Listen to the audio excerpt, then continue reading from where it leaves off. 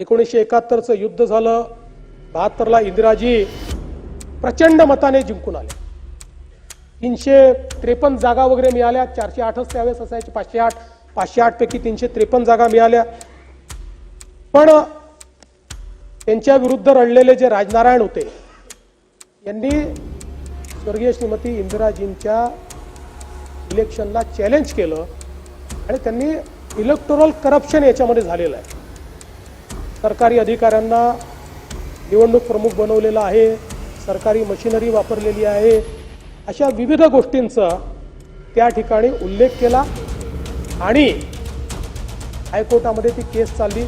साक्षी पुरावे झाले. देशाच्या पंतप्रधानांनाही हायकोर्टात जावं लागलं आणि 12 जून 1975ला जस्टिस जगमोहन अलाहाबाद हायकोर्टचे यांनी स्वर्गीय श्रीमती इंदिराजींची निवडणूक रद्द केली आणि 6 वर्षाची बंदी इंदिराजींवर निवडणूक लढण्याकरता घातली. त्याच्यावर इंदिराजी सर्वोच्च न्यायालयात गेल्या. तिथे जस्टिस के.व्ही. कृष्ण अय्यर होते.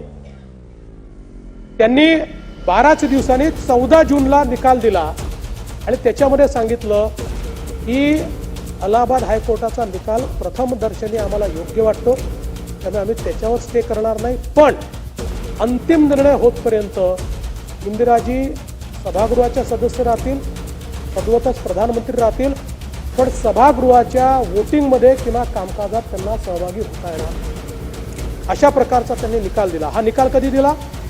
24 जून 1975 आणि त्याच्या दुसऱ्याच दिवशी 25 जून 1975ला इमर्जन्सी लागली.